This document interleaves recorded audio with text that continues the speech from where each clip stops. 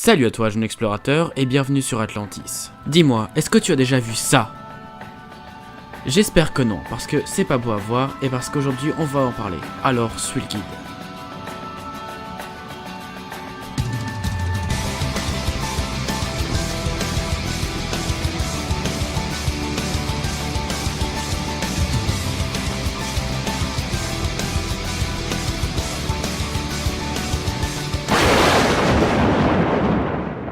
Aujourd'hui, nous atterrissons donc sur une terre d'enchantement, bercée par des siècles de mystères gardés dans le sable du désert. Comme tu as pu le remarquer dans la miniature, on va explorer les terres fabuleuses d'Égypte, et plus précisément le plateau de Gizeh, au Caire. Alors, bien évidemment, je suis persuadé que tu as des millions d'a priori sur ce site, vu le nombre de théories que l'on trouve sur internet. Ne t'inquiète pas, on va tirer tout ça au clair. D'abord, pour être sûr, est-ce que tu sais ce que c'est qu'une pyramide ? Alors oui, tu vas me répondre que c'est un monument en Égypte, que oui, ça parle de pharaon, et que oui, c'est très beau. Et si t'es un petit malin, tu vas me dire que c'est un polyèdre de la famille des solides triangulaires formés d'une base carrée et d'un apex. Bon, très bien, je reformule. Est-ce que tu sais réellement ce qu'est une pyramide? Non? Eh bien parfait, parce que je suis là pour te l'apprendre. Une pyramide, premièrement, c'est une tombe, et plus précisément un complexe funéraire. C'est un complexe car dans une même pyramide, nous trouvons parfois plusieurs tombes et surtout une quantité de corridors et de pièges pour protéger le pharaon dans son sommeil éternel. Car seul un pharaon peut y être enterré. Pour resituer, en Égypte antique, le pharaon était la réincarnation du dieu Ré, le dieu solaire, et était donc vénéré. Il est donc normal que le pharaon soit enterré avec de tels privilèges. Aujourd'hui, c'est comme si Jésus était descendu sur terre et qu'un beau jour il meurt. Sa tombe, en tout cas pour les chrétiens, ce doit être à l'image de l'homme qu'il était, donc monumentale. Ainsi, la construction des pyramides est un projet national, et surtout si celle-ci est une machine. Parce que oui, pour les Égyptiens, cette pyramide est une machine, qui pourrait s'apparenter à un pont entre la vie mortelle et l'immortalité. Et il existe de très nombreuses étapes avant que le pharaon ne puisse devenir éternel. Je t'en présenterai quelques-unes plus tard. Les pyramides sont donc des édifices emplis de magie pour accompagner le roi mort dans l'au-delà.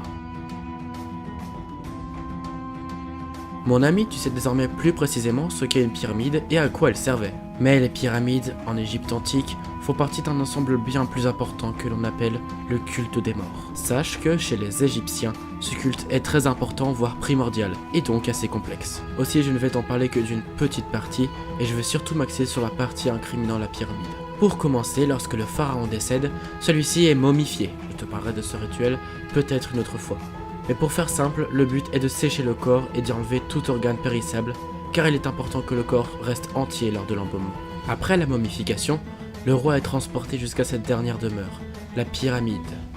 Durant ce cortège, il est transporté sur le Nil dans une felouque jusqu'à sa sépulture. Le cortège est donc très prestigieux, il est composé de la famille royale, de musiciens, de pleureuses, de prêtres, de notables et de paysans suivant la marche. Ce cortège peut durer plusieurs jours. Plus tard, les prêtres enferment finalement le roi dans ce sarcophage, imposent des protections magiques, hiéroglyphes, et ferment les portes de la chambre royale pour l'éternité.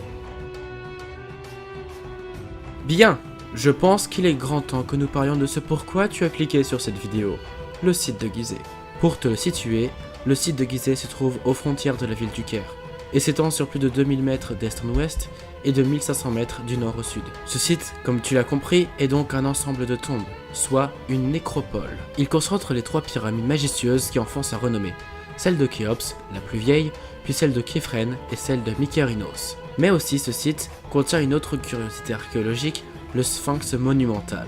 Mais les mystères les plus marquants du site ne sont pas forcément les plus visibles. Nous trouvons par exemple, en plus des trois grosses pyramides pharaoniques, trois autres pyramides plus petites, celles des reines. Car oui, les reines n'étaient que dans de très rares cas enterrées avec leur roi. Nous trouvons aussi bien sûr une très grosse présence du culte des morts dans ce site, avec la présence par exemple des temples dédiés au roi sur le sentier par lequel était acheminé le corps.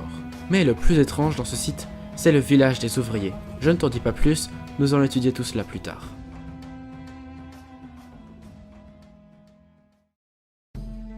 Entrons maintenant dans le vif du sujet, les théories. Il est grand temps que je te montre le documentaire qui m'a fait me poser pour la première fois de réelles questions sur ce qu'est le but d'un documentaire justement.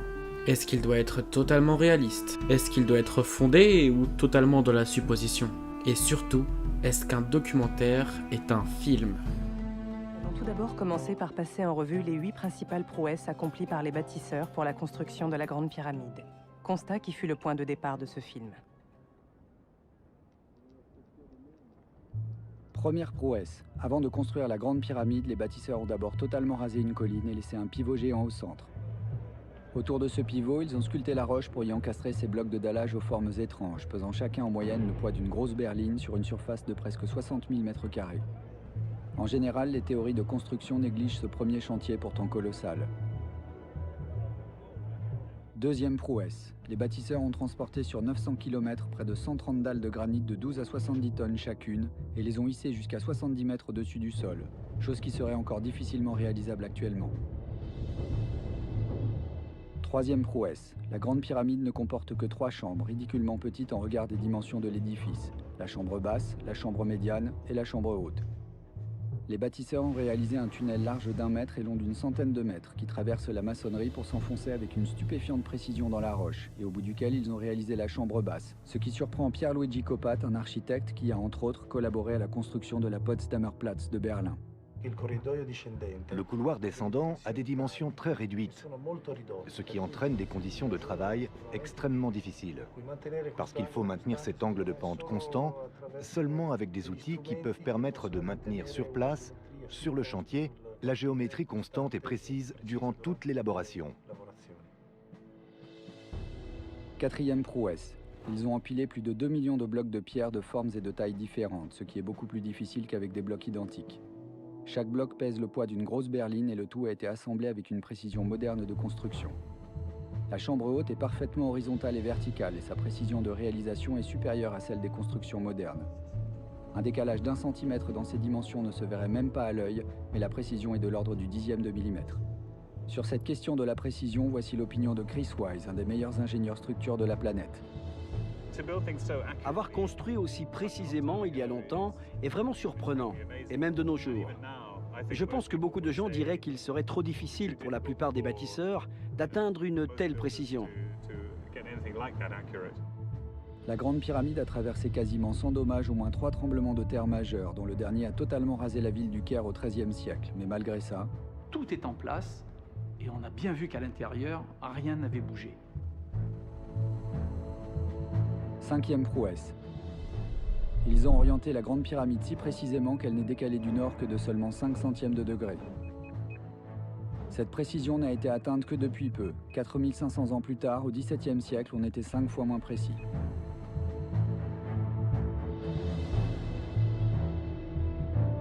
Sixième prouesse, chose dont aucune théorie de construction ne rend compte, la grande pyramide possède en réalité 8 faces, car chaque côté est très légèrement creusé comme vous le voyez sur cette image. Ce qui complique considérablement la construction, surtout qu'aucun de ces énormes blocs n'est semblable.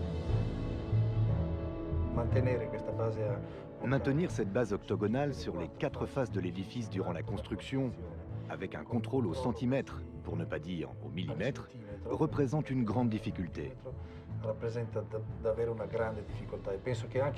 Et je pense que si aujourd'hui on voulait construire la même forme géométrique avec les nouvelles technologies et les nouveaux instruments de mesure et de contrôle de la construction, ce serait un gros problème.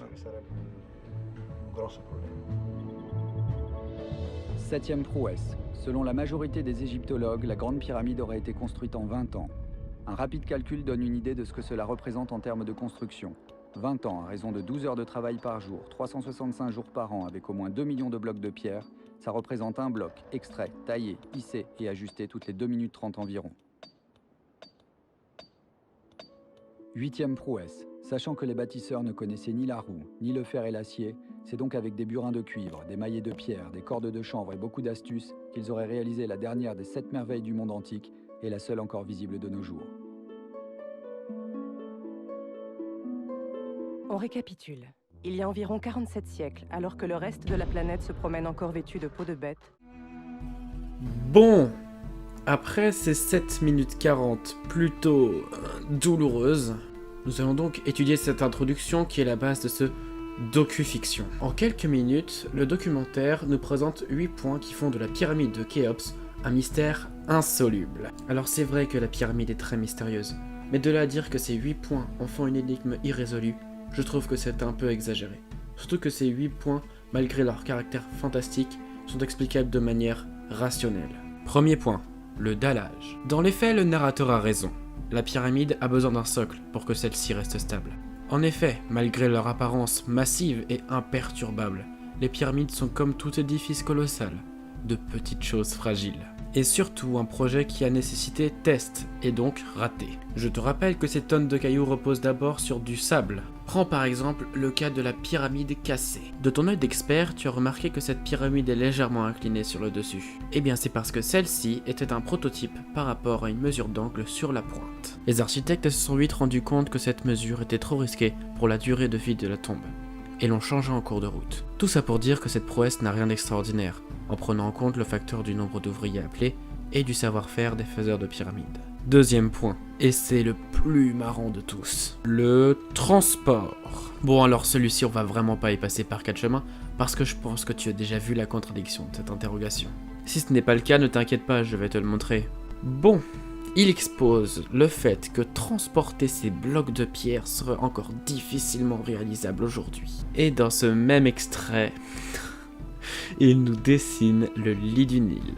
Bon alors, je te replace le truc, il faut savoir que les Égyptiens faisaient d'excellents bateaux avec leurs moyens appelés des felouks, et qu'ils pouvaient largement transporter plusieurs tonnes à bord. C'est comme si je disais qu'aujourd'hui il était extrêmement difficile à transporter des tonnes de marchandises par voie maritime. Bref, troisième point, l'intérieur. Le narrateur nous montre en image de synthèse l'intérieur de la pyramide de Khéops. Selon lui, celui-ci n'est donc composé que de 3 chambres et de 9 corridors plus ou moins grands et épais. Alors, en ce qui concerne cette information, je lui répondrai qu'en 2016, le projet Scan Pyramids a révélé 2 cavités encore inconnues dans la pyramide, et que ces recherches sont toujours en cours aujourd'hui. Puis le narrateur nous présente Monsieur Kopta, un architecte reconnu qui nous prouve qu'il est difficile de reproduire un angle parfait sur la longueur du corridor. Celui-ci doit être constamment réajusté, et il a raison. Vu la largeur du corridor, les architectes en charge de la grande pyramide ont dû prévoir cet ajustement, alors que le reste du monde est vêtu de peau de bête. Pour te prouver que les architectes ne sont pas des illettrés, je te rappelle qu'ils maîtrisaient la connaissance du nombre pi, en mesurant la proportion de la pyramide avec des coudées. Certains même disent que l'on peut trouver le nombre d'or dans ces proportions. Même moi qui suis nul en maths, je trouve que c'est balèze. Quatrième point, l'empilage. Lors de l'élaboration de la pyramide, les bâtisseurs ont empilé plusieurs centaines de tonnes de calcaire et de granit, de taille et de formes différentes, mais à l'intérieur de la pyramide, il existe une très grande précision dans l'assemblage de ces derniers. Lors de l'achèvement de la construction des pyramides de Gizeh, celles-ci ressemblaient à cela. De parfaites pyramides lisses et blanches. En réalité, celles-ci étaient recouvertes d'un enduit, à base de poudre de calcaire et d'eau, pour donner une sorte d'enduit très blanc et réfléchissant. Il est donc probable qu'avec le temps, cet enduit ait tout simplement disparu, laissant place à l'intérieur de la structure, qui est donc sûrement désordonnée, voire grossière. Quant à l'intérieur de la pyramide, je te répète que les bâtisseurs n'étaient ni à leur début, ni sans grande connaissance. Je pense qu'ils avaient largement les capacités pour construire des édifices de telles fabriques, malgré ce qu'en dit Chris Wise. Cinquième point, le parasismique. Alors dans cette partie, nous allons faire un peu de SVT. Désolé, mais il faut en passer par là. La pyramide est comme objet géométrique un solide avec une base large et une pointe au-dessus. En archéologie, c'est ce qu'on appelle un tumulus ou un mastaba. Pour faire simple, c'est un gros tas de cailloux quoi. Imagine, tu es en train de jouer au Capla sur un tapis et tu fais 2 structures. Une de la forme d'une tour et l'autre de la forme d'une pyramide. Ton petit frère arrive et glisse sur le tapis, le faisant bouger. Tu constates avec une grande satisfaction que ta pyramide est quasi intacte, mais que ta tour est totalement écroulée. Pourquoi ? Eh bien physiquement, le mastaba, ou la pyramide, est de loin l'un des meilleurs édifices parasismiques. En plus de cette affirmation, n'avons-nous pas dit que les bâtisseurs avaient construit un socle en dessous de l'édifice pour éviter les risques sismiques ? Sixième point, l'orientation. La pyramide est en effet orientée à 5 centièmes de degré près vers le nord. C'est ici que je trouve le génie des bâtisseurs à leur paroxysme. Ils ont orienté la pyramide de telle fait qu'elle soit presque en alignement avec le nord et le sud. Et oui, ils l'ont fait. Tu veux savoir comment ils ont fait ? Eh bien, je vais te répondre en un seul mot. Étoile. Pour te l'expliquer de façon un peu plus précise, les bâtisseurs, en plus d'être des cracks en maths, étaient aussi de fabuleux astronomes et avaient déjà conscience de l'emplacement régulier de certaines étoiles ou groupes d'étoiles. Pour orienter la pyramide vers le nord, ils l'ont tout simplement orientée vers l'étoile du nord. Certains disent même que les pyramides de Gizeh sont alignées avec les étoiles formant la ceinture d'Orion. représentant chacun un roi dans le ciel nocturne. 7e point, la pyramide à 8 faces. Et là, écoute-moi bien, je ne peux rien y répondre. Et ouais, malgré mes recherches et ma connaissance, je ne sais pas pourquoi la pyramide de Khéops a 8 faces. On pourrait très bien se dire que c'est parce que c'est une manière de la construire, mais non, car à ma connaissance, c'est la seule qui possède 8 faces. Je parle de la pyramide. On peut aussi se dire que c'est pour réduire le choc sismique, mais là non plus, je n'ai rien trouvé.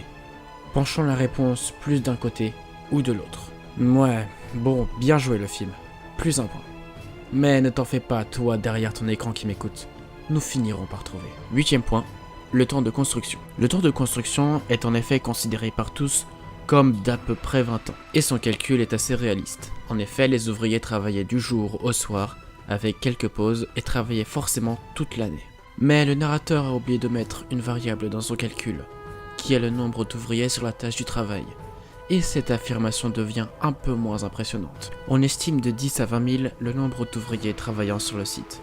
Hérodote nous disait même qu'il pouvait atteindre 100 000 à travailler, de façon intermittente, sous forme de relais. Ce qui fait que le bloc déplacé, taillé et placé toutes les 2 minutes est tout à fait envisageable tant le nombre d'ouvriers est gigantesque. 9e et dernier point, la fabrication. Alors, il est vrai que les outils d'Égypte antique étaient pour la plupart composés de cordes, de burin ou de pierres à tailler. Mais comme dit le narrateur, les Égyptiens redoublèrent d'astuces pour créer, transporter et placer les pierres. Sans t'expliquer le processus de fabrication d'une de ces pierres, sache juste qu'ils utilisaient différents types de burin pour sculpter ou tailler la pierre. J'ai utilisé aussi des rondins comme rampes, des grues pour les hisser et des rampes pour les acheminer. Je ne pense pas te faire une partie spéciale sur les différentes hypothèses qui concernent la construction, mais sache qu'il en existe plusieurs, toutes traitant de la forme et de l'utilisation des rampes, intra ou extra-pyramidales, certaines autour, certaines de face, toutes permettant de transporter à l'aide des ouvriers ces tonnes de roches et de calcaire.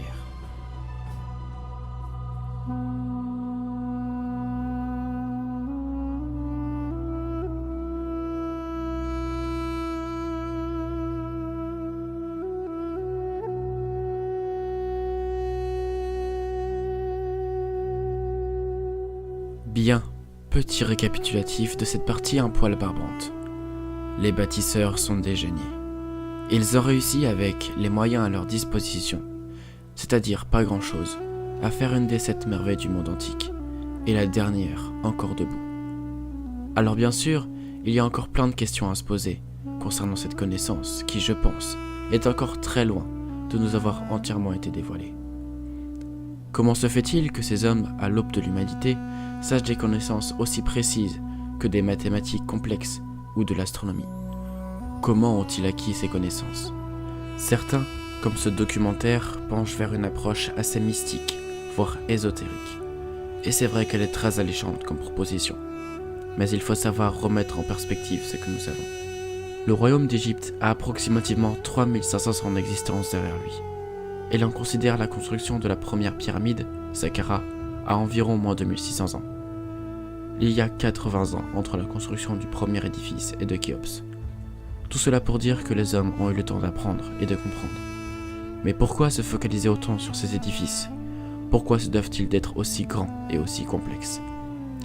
Eh bien parce que pour les Égyptiens, la vie mortelle n'existe que pour se préparer à la vie éternelle. Un pharaon a 2 objectifs dans sa vie: imposer la loi de Math et rejoindre ses ancêtres. Comme je te l'ai déjà dit, passer d'un monde à l'autre est très compliqué. C'est pourquoi les pyramides sont si complexes. Quelques exemples.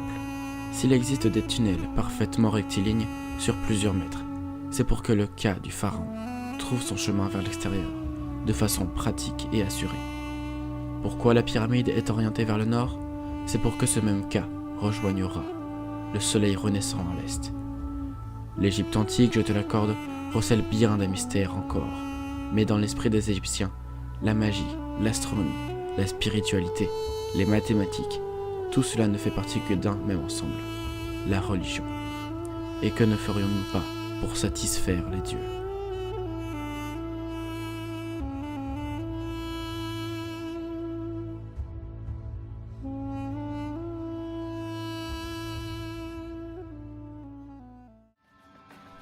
Merci à toi d'avoir regardé ces 2e épisodes d'Archéotopia, j'espère qu'il t'aura intéressé. Surtout, n'oublie pas de partager à tes potes cette vidéo, et cette chaîne en général, pour la faire connaître au plus grand monde.